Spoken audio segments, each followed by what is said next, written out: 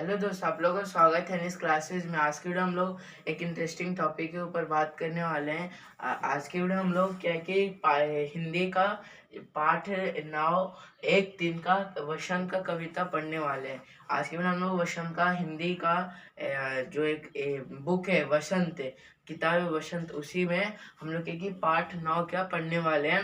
पाठ 9 का क्या है? 1 3 का 1 3 का एक क्या है? कविता है। उसी को हम लोग क्या है कि पढ़ने वाले हैं। सबसे पहले मैं आपको कविता बताऊंगा, उसके बाद फिर उसका अर्थ बताऊंगा। तो सबसे पहले ये कविता है, तो इनके मतलब कि जो लेखिका कौन है, मतलब कि लेखक या लेखिका कौन है। तो लेखक है अयोध्या सिंह उपाध्याय। लेखिका है अयोध्या सिंह उपाध्याय हरिओद। तो ये क्या है कि उनका नाम है। तो आप सोचिए हरिओद कैसे क्यों लगा है? ये तो एक नाम है, लेकिन ये क्या है? तो यही है कि जैसे कि आपका भी नाम होता है टाइटल, तो उसी तरह टाइटल में क्या की आ जाता है। तो चलो अब हम लोग कविता पढ़ते हैं 1 3 का। तो 1 3 का है क्या? तो इसमें एक 3 का में यह एक लड़के की बात किया गया है, जो कि क्या, जब अपने मुंडेरे पे खड़ा था, मतलब कि बालकनी, तब उसे क्या कि उसकी आंख में एक तिनका चला गया। तो फिर तिनका जाने के बाद क्या कि कैसे मतलब कि वे क्या कि उस कैसे निकाला या कैसे रहा, वो सब इसी वीडियो में हम लोग पढ़ेंगे। तो चलो शुरू करते हैं। सबसे पहले मैं 30 में 3 पैराग्राफ है। तो सबसे पहले पैराग्राफ का क्या है? मैं जब था मुंडेरे पे खड़ा, अचानक दूर से उड़ता हुआ एक तिनका आँख में मेरा पड़ा। तो मतलब कि फिर से जब मैं जब मुंडेरे पे मैं जब था मुंडेरे पे खड़ा, अचानक दूर से उड़ता हुआ एक तिनका आँख में मेरा पड़ा। तब इस कहानी का मतलब कि ये जो पंक्ति का ये अर्थ है कि जो लेखक है वो क्या कि मुंडेरे पे खड़ा था। मुंडेरे मतलब जैसे आपके घर की बालकनी होती है, उसी तरह मुंडेरे उसे हिंदी में मुंडेरे पे खड़ा, मुंडेरे बोलते हैं। तो क्या है कि वो मुंडेरे पे ऐसे करके खड़ा था, जैसे आप खड़े रहते हैं। उसके बाद फिर क्या है कि जब वो देख रहा था, मतलब व्यू ले रहा था बाहर का, तो क्या होता है कि एक तिनका आँख में, उसके आँख में चला गया। तो एक तिनका का मतलब यह होता है कि जैसे कि आपने घास देखा होगा, घास को जब अगर आप तोड़ोगे, तो एक घास को आप तोड़ेंगे, तो क्या है कि जो एक घास को टूटा हुआ है, उसी को हम लोग क्या है कि तिनका बोलते हैं। तो वही क्या है कि या तो फिर एक लकड़ी, क्या है कि लकड़ी को भी एक तिनका बोलते हैं।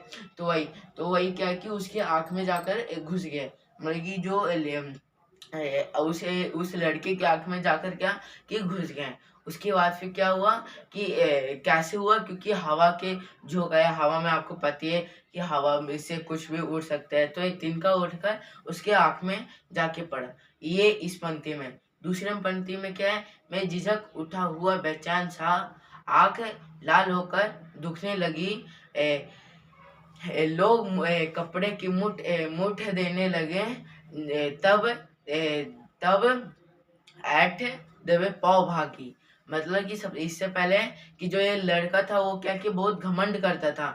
घमंड मतलब कि जैसे कि ये भी इसका मतलब कि कि वो सबसे क्लास में क्या कि पढ़ने में तेज है, तो क्या कि घमंड करने लगा कि मैं सबसे तेज हूँ। तो क्या है कि वही, तो यही घमंड का मतलब होता है। तो बहुत घमंडी था। तो फिर इस पंक्ति में आते हैं।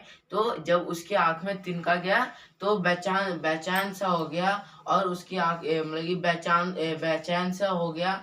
बेचैन मतलब कि जैसे कि अगर आपके आँख में कुछ चले जाए, तो आप आँख बंद करके क्या कि वो लोग रोने लगोगे। तो उसी तरह वो बेचैन हो गया। उसके बाद क्या है कि आँख लाल होकर दुखने लगी। मतलब जो आँख है वो लाल हो गई, उसके बाद दुखने लगी।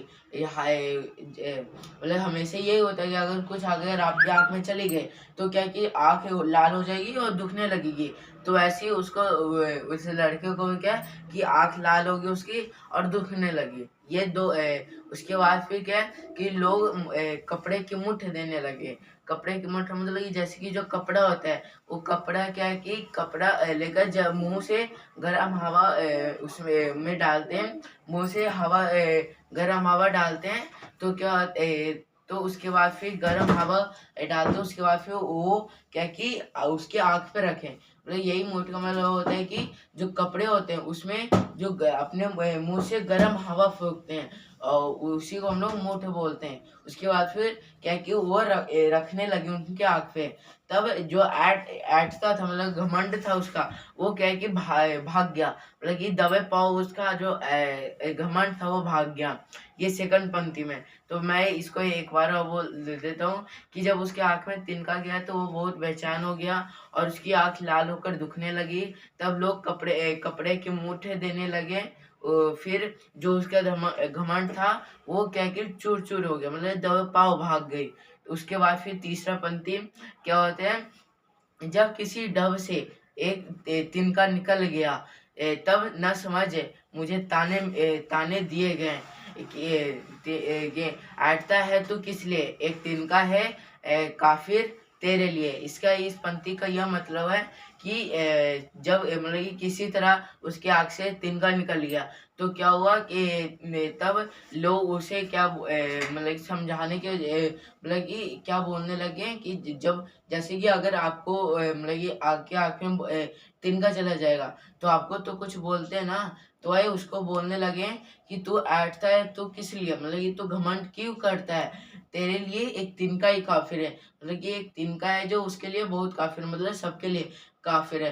क्योंकि जैसे कि आपने ये कहावत सुनी होगी, जब अगर एक हाथी के सूंड में अगर चींटी चले जाए तो क्या है कि वो उसे जान से मार दे, लेकिन वही छोटी सी चींटी हाथी को मार दे, लेकिन लोग उसे समझते हैं कुछ नहीं।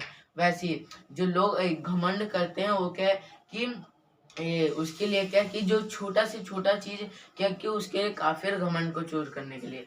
तो अब हम इस कविता से हम लोग यह सीखते हैं कि हमें कभी भी घमंड करना नहीं चाहिए, क्योंकि घमंड ज़्यादा देर तक टिकते नहीं है।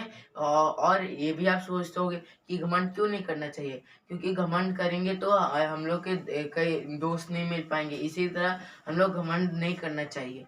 तो यही से कविता में बताया गया है। तो आई होप आपको समझ में आएगा होगा ये कविता। मैं आपको ये पूरा एक बार में ही बता दूं। कविता फिर से सुना देता हूँ।